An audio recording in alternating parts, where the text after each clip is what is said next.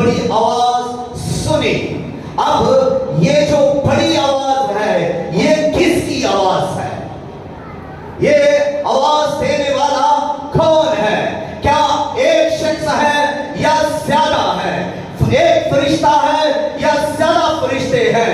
کیونکہ آسمان پر جب ہم نگاہ کرتے ہیں تو یوحنا عارف کو جب آسمان پر اٹھا لیا گیا تو یوحنا عارف خدا کے تخت کی رویا کو بیان کرتے ہیں اور کہتے ہیں کہ میں نے ایک سفید تخت کو وہاں پر دیکھا اور اس سفید تخت پر کوئی سفید براق پوشاک جمع تھا.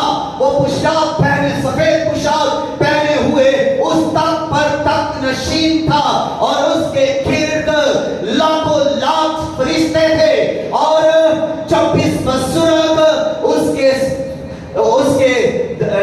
ان کے گرد ہیں. پھر 4 جانداروں کو وہ دیکھتا ہے اور اس طرح وہ بڑی بھیڑ کو دیکھتا ہے, فرشتوں کو دیکھتا ہے, کروبین کو دیکھتا ہے, سرافین کو دیکھتا ہے, یہاں تک کہ وہ مقرب فرشتوں کو بھی دیکھتا ہے.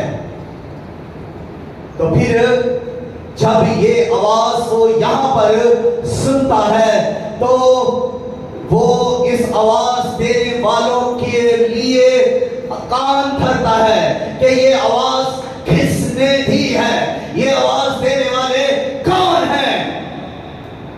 اب جب ہم اس تخت کی رویا کو دیکھتے ہیں تو یہاں پر 4 جاندار بھی تو آواز دیتے ہیں. جب خدا کی حمد ہو رہی ہے تو یہ بھی تو آمین کہہ کر پکارتے ہیں اور فرشتے بھی تو بولتے ہیں. فرشتے بھی تو خدا کے حکم کے جب ان کو حکم دیا جاتا ہے وہ بھی آواز کو بلند کرتے ہیں اور 24 بزرگ جو ہے وہ بھی خدا کی تمجید کے وقت ان کو یہ اجازت ہے کہ وہ اپنی آواز کو بلند کر سکیں. یا یقین یہ ایمان رکھیں کہ آسمان پر بغیر اجازت کے کوئی کام نہیں ہوتا اور نہ ہی کوئی بغیر اجازت کے کوئی اپنی آواز کو بلند کر سکتا ہے.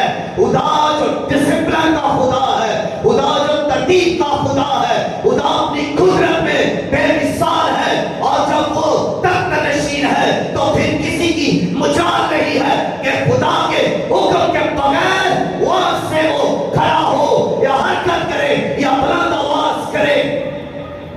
لیکن سرا یہاں پر یوحنا عارف جب ان آواز دینے والوں کے بارے میں تحقیق کرتا ہے تو وہ اس نتیجہ پر پہنچتا ہے کہ یہ آواز دینے والے فرشتے نہیں ہو سکتے, یہ آواز دینے والے 4 جاندار نہیں ہو سکتے, یہ آواز دینے والے اگر ہو سکتے ہیں تو 24 بزرگ ہو سکتے ہیں اور وہ بھی ان کی چھان بھیڑ کرتا ہے. وہ ان کے اس بات سے پیچھے کو جب چلتا ہے تو جب چوتھے باب کی 11ویں آیت ہم پڑھتے ہیں تو وہاں پر بھی 24 بزرگوں کا بڑا رول ہے. وہ خدا کی تمجید کے لیے اپنے آپ کو دیتے ہیں اور نہ صرف دیتے ہیں وہ تو سجدوں میں گر جاتے ہیں اور سجدوں کے اندر آ کر اپنے تاج اتار کر یہ اس کے تخت کے سامنے سجدے کرتے ہیں اور کہتے ہیں خداوند ہمارا خدا ہی تمجید کے لائق ہے, عزت کے لائق ہے اور قدرت کے لائق ہے کیونکہ سب چیزیں اسی نے پیدا کی اور یہ اسی کی مرضی سے تھی اور پیدا ہوئی. ہاللویا ہاللویا, آواز سے پھر کہیں ہاللویا.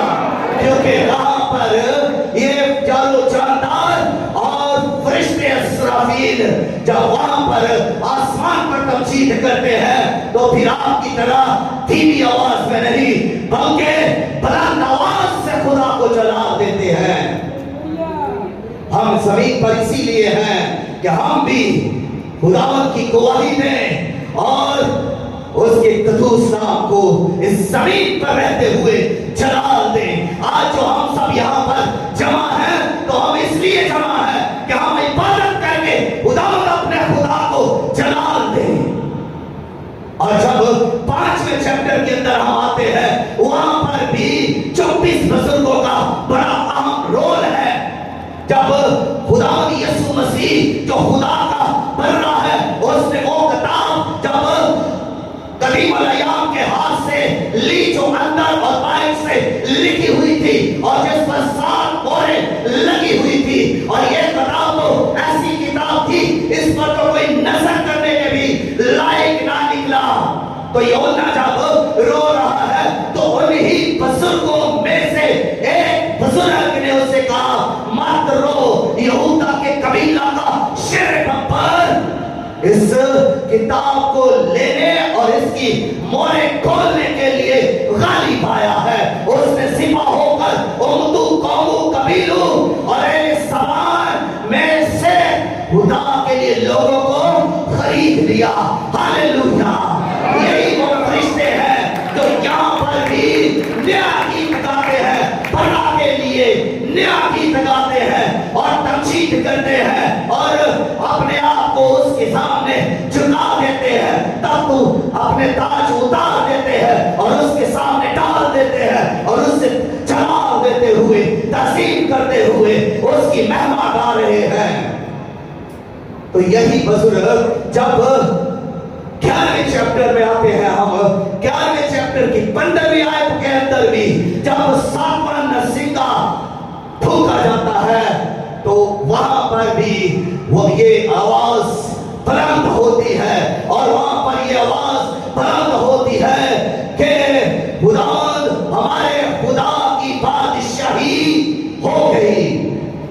جو زمین پر بادشاہی ہے، جو دنیا کی بادشاہی ہے، وہ کس کی ہو گئی؟ خداوند ہمارے خدا اور اس کے مسیح کی ہو گئی. آپ دیکھیے یہاں پر بادشاہی کا اعلان ہو چکا ہے لیکن بادشاہی شروع نہیں ہوئی. اور یہی 12ویں چیپٹر کے اندر جب ہم 10ویں آیت میں آتے ہیں تو یہ آواز دینے والے بھی یہ 24 بزرگ ہے جو بلند آواز سے پکار اٹھے ہیں. اور یہ کیوں پکار اٹھے ہیں؟ یہ اس لیے پکار اٹھے ہیں کہ شیطان اور اس کے فرشتوں کو زمین پر گرا دیا ہے اور آسمان پر اب ان کے رہنے کے لیے کوئی جگہ نہیں ہے. جب ان کو زمین پر پٹک دیا ہے تو یہ آسمان پر خوشی کے ساتھ خدا یسوع مسیح کے اختیار کے لیے اور اس کی فتح کے لیے للکار اٹھے ہیں. ہاللویا. یہ ان 26 بزرگوں کی آواز ہے اور یہ آواز لڑائی سے پہلے شروع نہیں ہوئی بلکہ لڑائی ختم ہونے کے بعد یہ آسمان پر آواز، للکار کی آواز، خوشی کی آواز آئی. کیونکہ شیطان شکست کھا چکا، اس کے فرشتے ہار چکے اور اب وہ آسمانی مقاموں میں سے نکال کر زمین پر پٹک دیے گئے. اب واپس آسمانی مقاموں پر دوبارہ نہیں جا سکتے. اب وہ زمین پر اور سمندر پر وہ صرف رہ سکیں گے، ہوا میں آسمانی مقاموں میں نہیں رہ سکتے. اس لیے آسمان پر کیا ہو رہا ہے؟ خوشی ہو رہی ہے. آسمان پر کیا ہو رہا ہے جی؟ خوشی ہو رہی ہے. ہاللویا. زمین پر بھی خوشی ہونی چاہیے. آپ کی آوازوں میں بھی خوشی اور جوش اور ایمان چھلکنا چاہیے. پریز گاڈ. اور اس کے بعد 4 چیزیں سامنے آتی ہیں. پہلی نجات، دوسری خدا کی قدرت، تیسری خدا کی بادشاہی اور چوتھی مسیح کا اختیار. جو پہلی بات یہاں ہے نجات یعنی خدا کی نجات. جب ہم اس کے بارے میں سیکھتے ہیں تو یہ نجات جو ہے گناہوں کی نجات کی طرف اشارہ نہیں ہے. جب ہم مسیح پر ایمان رکھتے ہیں اور بپتسمہ لیتے ہیں تو ہم نجات پاتے ہیں. تو یہ نجات گناہوں سے نجات ہے، یعنی ہم اپنی روح سے، روح میں گناہوں سے نجات پاتے ہیں. ہماری روح جو گناہوں کے سبب سے مردہ تھی اب نجات کے سبب سے जिंदा हो गई, लेकिन हमारे बदन अभी निजात नहीं पाए। ये बदन की मखलिसी की तरफ इशारा नहीं, और ये बदन जो हमारे बदन है, जब हम गुनाहों से निजात पा जाते हैं तो हमारी रूह इन्हीं पुराने बदनों में रहती है। हमारे ये बदन उस वक्त निजात पाएंगे जब खुदावंद यीशु मसीह आसमान पर कलीसिया को लेने आएंगे और हमारे बदन बदल जाएंगे। बाइबल मुकद्दस के अंदर लिखा है, पहला कुरिन्थियों 15वां बाब और उसकी 51 से आगे जब हम पढ़ते हैं तो वहां पर लिखा है कि पौलुस रसूल कहते हैं, मैं तुम्हें एक बड़े भेद की बात बताता हूं, और वो बात ये है कि हम जो मसीह में मर चुके हैं, जो मसीह ईमान रखते हुए इस जमीन से रहलत कर चुके हैं, जो मसीह में सो चुके हैं, पहले वो जी उठेंगे, और फिर हम जो जिंदा हैं, जो मसीह पर ईमान रखते हैं, इस जमीन पर उसे गवाही देते, उसकी गवाही देते हैं और उसे जलाल देते हैं और उसकी खूबियों को जाहिर करते हैं। हम जो जिंदा होंगे पल भर में बदल जाएंगे। उस वक्त हमारा ये बदन निजात पा जाएगा, यानी हमारे बदन जलाली हो जाएंगे। अब हमारे बदन हवा में उड़ सकेंगे और हम हवा में उड़कर अपने खुदावंद के पास चले जाएंगे। तो उस वक्त हमारे बदन भी, जैसे हमारी रूह निजात पा चुकी, वैसे ही हमारे बदन भी निजात पा चुके होंगे और हम अपने खुदावंद के साथ आसमान पर चले जाएंगे।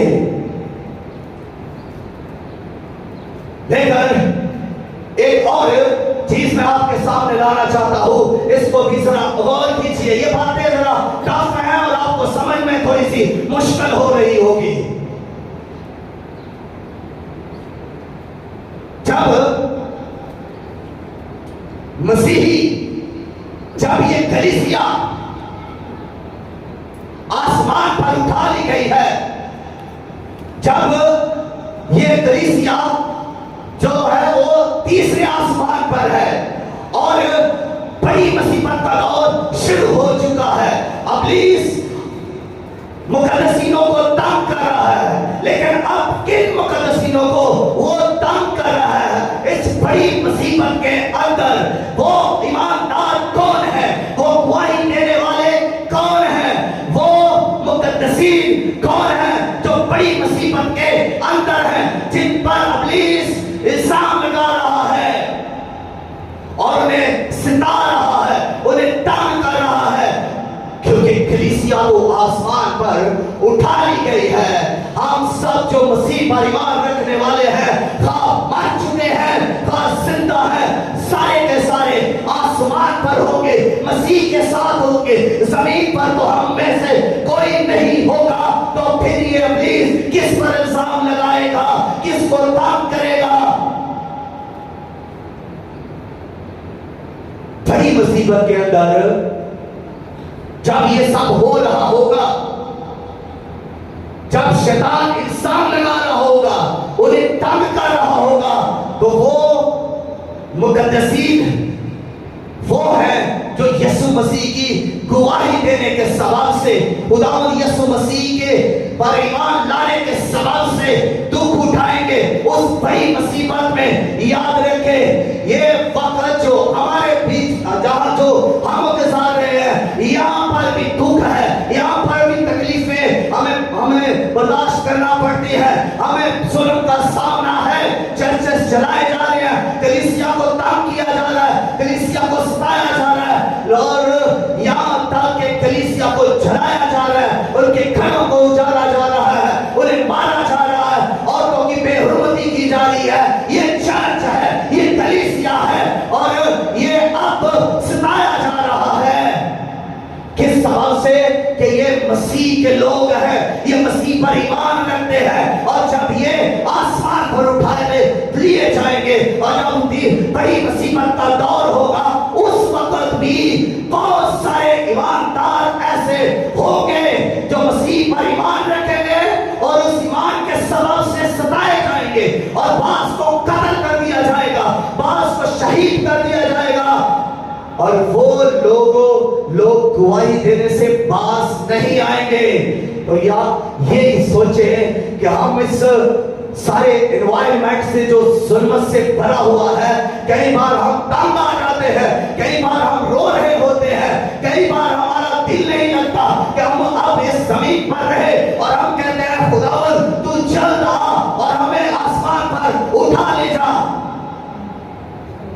थोड़ा सा उन मुकद्दसीन के साथ अपना कंपेयर करें, मुकाबला उनके साथ जरा करें कि वो वक्त कैसा होगा, वो 7 सालों का जमाना कैसा होगा, जिसके बारे में खुद खुदावंद यीशु मसीह ने भी फरमाया कि वो दिन जो है वो बड़ी मुसीबत के दिन होंगे, बड़ी असियत के दिन होंगे, और ना इससे पहले कभी थे और ना फिर 2000 मसीह के 2000 के उठाए जाने के बाद ऐसे दिन हुए। लेकिन इन सब जुल्मों के बावजूद भी वो दिन जो आएंगे बड़ी मुसीबत के, वो सबसे ज्यादा बड़ी मुसीबत के दिन होंगे। उन दिनों में बहुत जुल्म होगा, बड़ी कत्लो गारत होगी, बहुत कलीसिया को सताया जाएगा। मेरा मतलब है कलीसिया वो लोग जो उस वक्त यीशु पर ईमान रखेंगे, उन्हें जुल्म का सामना करना पड़ेगा। शैतान उससे उनको तरह तरह से तंग करेगा, सताएगा, यहाँ तक कि उनका कत्ल कर दिया जाएगा। किस सबब से? मसीह की गवाही देने के सबब से। और जिस तरह कलीसिया रूह में भी निजात पा गई, और जब इसका रैप्चर हुआ तो ये बदन में भी निजात पा गई और मसीह के पास चली गई। सेम इसी तरह फिर बड़ी मुसीबत के बाद जब खुदावंद यीशु मसीह अपनी बादशाही, जो 1000 साल की बादशाही है, जब उसको शुरू करेंगे, तो ये जो मसीह की खातर मारे गए, कत्ल हुए, शहीद हुए, ये जिंदा होंगे, ये सब के सब जिंदा होंगे। और जो जिंदा होंगे वो भी बदलेंगे, और वो सब के सब मसीह की बादशाही में आएंगे। मसीह की बादशाही में आकर वो मसीह के साथ बादशाही करेंगे। जैसे हम कलीसिया जो आसमान पर उठाई गई है, मसीह की 1000 साला बादशाही में मसीह के साथ बादशाही करेंगे, वैसे ही वो बड़ी मुसीबत में से गुजरने वाले ईमानदार भी मसीह के साथ बादशाही करेंगे। यानी वो उस बड़ी मुसीबत में से निकाल लिए जाएंगे और वो बादशाही में दाखिल कर लिए जाएंगे। उस वक्त वो मुकम्मल तौर पर जैसे कलीसिया निजात पा चुकी है रूह और बदन में, वैसे ही वो भी रूह और बदन में मुकम्मल तौर पर निजात पाकर खुदावंद यीशु मसीह के साथ बादशाही करेंगे, और वो इख्तियार के साथ बादशाही करेंगे, क्योंकि यीशु मसीह के पास वो इख्तियार है जिसके बारे में लिखा है कि वह लोहे के असर से सब कौमों पर हुकूमत करेंगे। और ये उनका हुकूमत करने का इख्तियार है, और ऐसा इख्तियार किसी शख्स को नहीं दिया गया, किसी हस्ती को ऐसा इख्तियार नहीं दिया गया कि वो लोहे के असर के साथ हुकूमत करे। किसी बादशाह, किसी आलम फासल को ये इख्तियार नहीं दिया गया। ये इख्तियार अगर दिया गया है तो सिर्फ और सिर्फ खुदा के बेटे खुदावंद यीशु मसीह को ये इख्तियार दिया गया है। हालेलुया। और वो लोहे के असर से हुकूमत करेंगे सबको ऊपर। जितनी भी इस दुनिया के अंदर कौमें हैं, कोई कौम बच नहीं सकेगी। जो यीशु पर ईमान नहीं लाए उनमें से कोई बच नहीं सकेगा। सब पर खुदावंद यीशु मसीह अपने लोहे के असर से हुकूमत करेंगे। हालेलुया। और उनकी हुकूमत 1000 साल इस जमीन पर होगी। امام صاحب، کلیسیا اور بڑی مصیبت کے سارے لوگ، مقدس لوگ بھی اس بادشاہی میں شامل ہوں گے۔ پھر خدا یسوع مسیح کا ہے اس کی قدرت، یعنی خدا کی قدرت، مسیح کی قدرت۔ اب کیا خیال کرتے ہیں کہ خدا یسوع مسیح جب زمین پر آئے تو ان کے پاس وہ اختیار، وہ قدرت نہیں تھی؟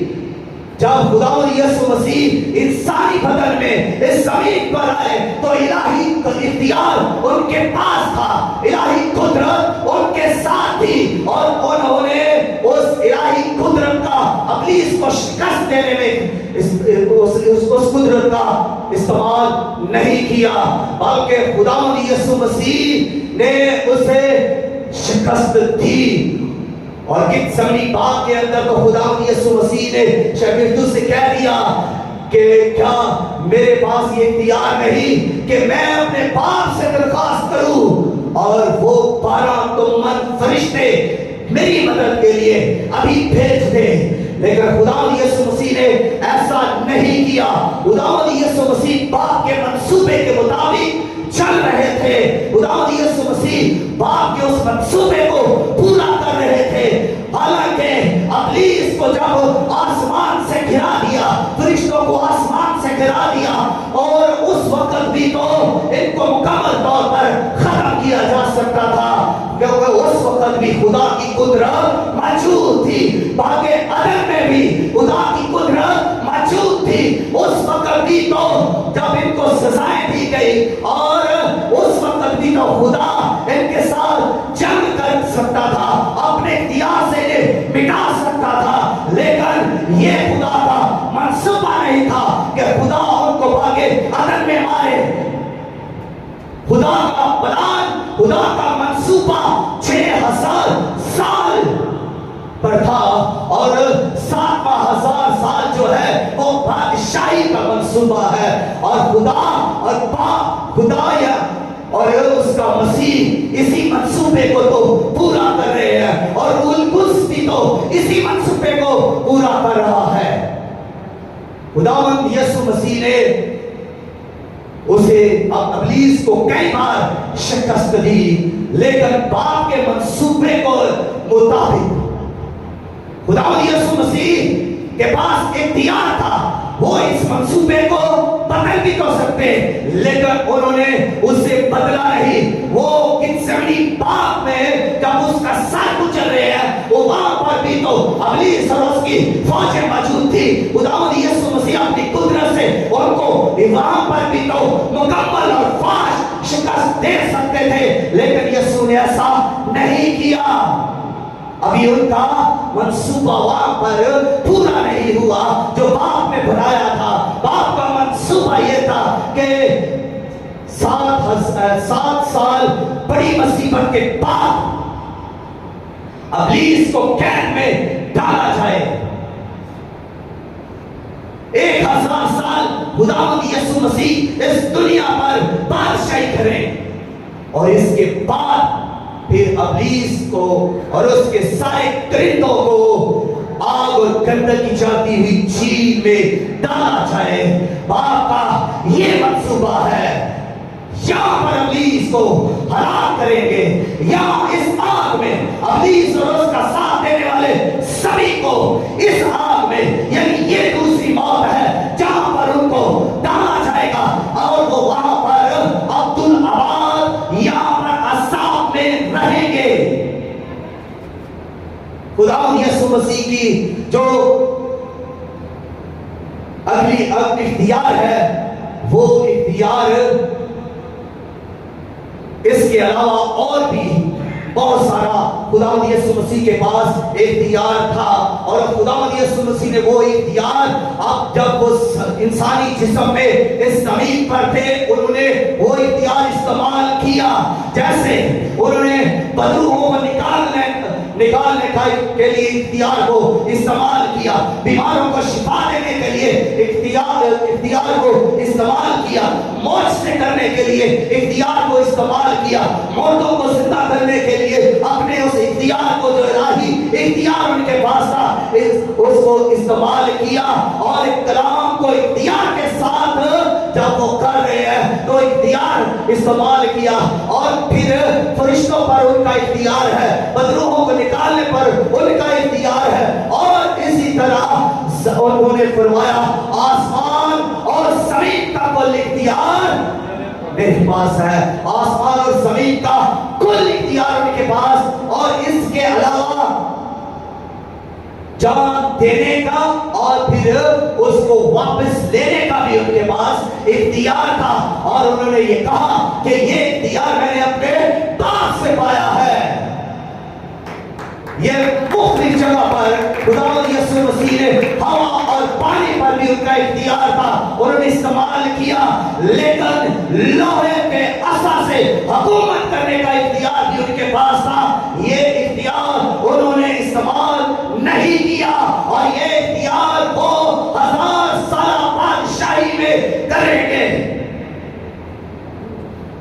اور 1000 سالہ بادشاہی کے بارے میں جب خداوند یسوع مسیح آئے تو یسوع مسیح سے پہلے یوحنا اصطباغی جو بپتسمہ دینے والا تھا اس نے بھی اس بادشاہی کی منادی کی، خداوند یسوع مسیح نے بھی اس بادشاہی کی منادی کی، اور شاگردوں نے بھی اسی بادشاہی کی منادی کی، لیکن خداوند یسوع مسیح کو وہ بادشاہی اس وقت ملی نہیں، یعنی یوں کہیں کہ انہوں نے وہ بادشاہی اس وقت شروع نہیں کی، بلکہ 2000 سال گزرنے کے بعد جب 7 سال بڑی مصیبت کے گزر جائیں گے، پھر اس کے بعد جب وہ 1000 سالہ بادشاہی شروع کریں گے تو یہ وہ بادشاہی ہے جس کا ذکر فرشتہ نے آ کر مقدسہ مریم کو خوشخبری دیتے وقت بھی کیا کہ تیرے بیٹا ہوگا، اور خدا باپ سے داؤد کے تخت پر عبدالعوال بادشاہی کے لیے اسے اختیار اس کے باپ کا تخت اسے دے گا، اور اس کی وہ یعقوب کے گھرانے پر ابد تک حکومت کرے گا، اور اس کی حکومت کا اس کی سلطنت کا آخر نہ ہوگا، اور وہ فرشتہ مقدسہ مریم کو اسی بادشاہی کے بارے میں بیان کر رہا ہے۔ وہ بادشاہی ابھی شروع نہیں ہوئی، لیکن اس بادشاہی کا ذکر ہوتا رہا، اس بادشاہی کا ذکر ہوتا رہا، اور کیونکہ وہ بادشاہی ہمارے خداوند کی ہے، جب مکاشفہ کی کتاب 11واں باب اور اس کا 15ویں آیت ہم پڑھتے ہیں تو وہاں پر تو صاف بلند آواز کے ساتھ جب نرسنگا پھونکا گیا ہے تو پھر بڑی آوازیں بلند ہوئی ہے، اور ان آوازوں میں اس مضمون کو ظاہر کر دیا ہے کہ یہ دنیا کی بادشاہی خداوند ہمارے خدا اور اس کے مسیح کی ہو گئی، یعنی یہ بادشاہی کا ذکر یہاں پر پھر ایک بار پھر مسیح کی بادشاہی کا اعلان کر دیا گیا، حالانکہ اس بادشاہی کا اعلان بہت پہلے سے ہوتا آیا، لیکن پھر بھی ابھی تک یہ بادشاہی شروع نہیں ہوئی۔ یہ بادشاہی کب شروع ہوگی؟ یہ بادشاہی 1000 سالہ بادشاہی جب ہوگی تو یہ وہ بادشاہی ہے، اور پھر ہم دیکھتے ہیں کہ یہ الزام لگانے والا ابلیس شیطان جو بھائیوں پر الزام لگاتا ہے، جو مقدسینوں پر الزام لگاتا ہے، گرا دیا گیا۔ اب کہاں سے یہ گرا دیا گیا؟ یہ آسمانی مقاموں سے نیچے زمین پر گرا دیا گیا۔ اب اس کا اختیار تھوڑا ہو گیا، محدود ہو گیا، اب اس کی جو اس کی لوکیشن تھی وہ بھی محدود ہو گئی۔ اب اس کی لوکیشن کہاں پر ہے؟ سمندر اور خشکی یعنی زمین پر۔ اب یہ جو ہوا کی عملداری کا حاکم تھا، ہوا کا شہزادہ تھا، اب ہواؤں میں نہیں جا سکتا، اب یہ زمین پر رہے گا یا سمندروں میں رہے گا۔ اب اس کے لیے یہ ہے کہ یہ کہاں پر کن میں اب رہے گا؟ یہ انسانوں میں رہے گا، जानवरों में रहेगा, फिर ये पानी के जानवरों में रहेगा, जो जमीन के ऊपर जानवर है उनमें रहेगा, और जो पानी के अंदर है उनमें रहेगा। यानी इब्लीस और उसके सारे फरिश्ते, करिंदे, बदरूहे, मोकल, सब जो उसके साथ हैं, क्योंकि अब ये हवा में उन आसमानी मुकामों में दाखिल नहीं हो सकते, गिरा दिए गए। और अब इनका वो इल्जाम लगाने वाला काम खत्म हुआ।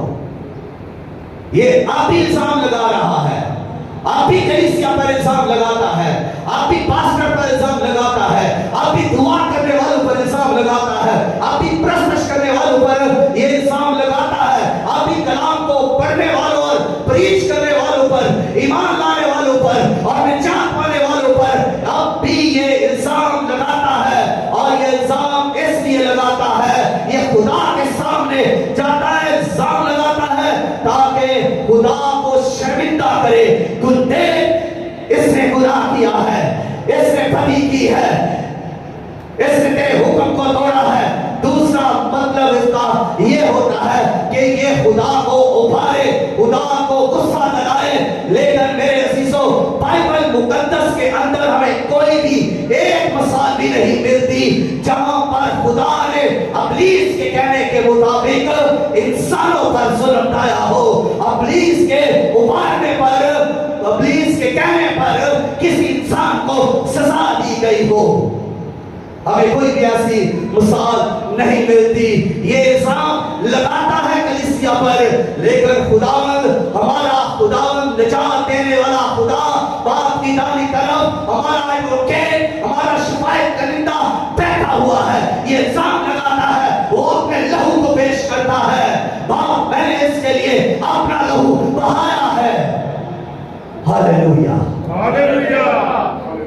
खुदावंद यीशु मसीह हमारा ना सिर्फ निजात दहिंदा है बल्कि शिफायत कनिंदा भी है। वो बाप की दानी तरफ बैठा है।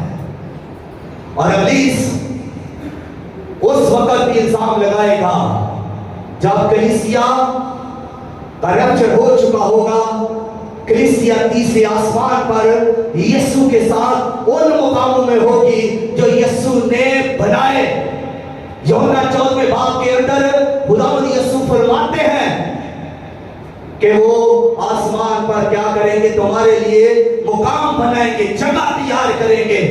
तो वो मुकाम जो हमारे लिए वो बनाएंगे, हम उनमें जाकर रहेंगे और जमीन पर कलीसिया नहीं होगी।